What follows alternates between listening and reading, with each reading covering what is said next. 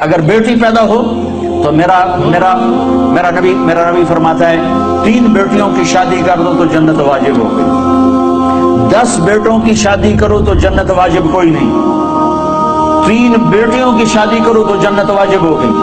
تو ایک صحابی نے پوچھا یا رسول اللہ 3 نہ ہو 2 ہوں، تو 2 کی شادی کرو تو جنت۔ ایک نے کہا یا رسول اللہ اگر 2 نہ ہو، 1 ہی بیٹی ہو اور آگے کوئی سلسلہ بھی نہ ہو، تو آپ نے کہا 1 بیٹی کی شادی کر دو تو جنت واجب۔ یہی بہن بن جاتی ہے، بیٹی سے بہن بنتی ہے، بھائی آتا ہے۔ تو میرے نبی نے فرمایا جس کو اللہ نے 2 بہنیں عطا فرمائیں، 2 بہنیں، اور انہوں نے اس کا حق ادا کیا، حق کہ بھائی بہنوں کا حق مار جاتے ہیں، ماں باپ کی وراثت میں سے بہنوں کو نہیں دیتے۔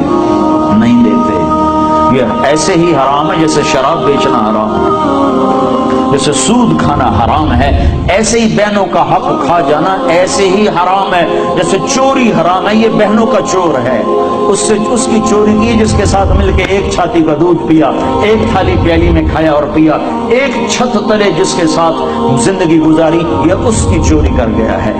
جس نے اپنی بہنوں کا حق مارا اس کا رزق حرام ہو گیا۔ میں اپنے استاد صاحب کی خدمت میں جن سے میں نے تفسیر پڑھی، شہد لے کر گیا، 76-77 کی بات، برائمنڈ مرکز میں ہی مدرسہ ہے، مولانا جمشید صاحب۔ میں نے کہا حضرت یہ شہد لایا ہوں، کہاں سے لائے ہو؟ کہا جی میرے اپنے باغ کا ہے۔ میں نے کہا میں نے خود توڑا، باغ میں لگا تھا آم کا۔ میں نے کہا جی میرے اپنے باغ کا ہے۔ تو مجھ سے فرمایا تیرے باپ نے اپنی بہنوں کو زمین میں سے حصہ دیا تھا؟ ایک شہد کی بوتل اس وقت 10 روپے کی آ جاتی تھی،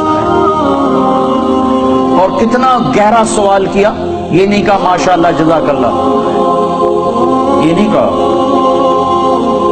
تیرے باپ نے اپنی بہنوں کو زمین میں سے حصہ دیا تھا؟ اگر دیا تھا پھر تو یہ شہد حلال ہے، اور اگر نہیں دیا تھا تو سارا ہی حرام ہے، تو میں نہیں لوں گا، یہ مطلب تھا۔ ہاں بھائی تیرے ابا نے بہنوں کو زمینوں میں حصہ دیا تھا؟ میں نے کہا جی شکر ہے میرے ابا کی بہن ہی کوئی نہیں،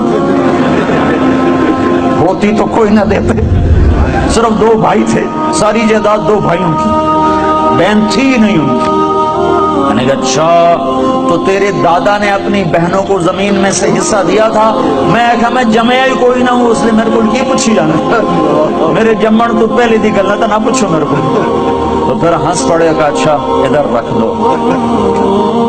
تو میرے نبی نے فرمایا جس نے بہنوں کو حصہ دیا، جس کو اللہ نے 2 بہنیں دی، اس نے بہنوں کا حق دیا، اور شادی کے بعد بھی ان کے سر پہ ہاتھ رکھا تو اس پہ جنت واجب ہو گئی۔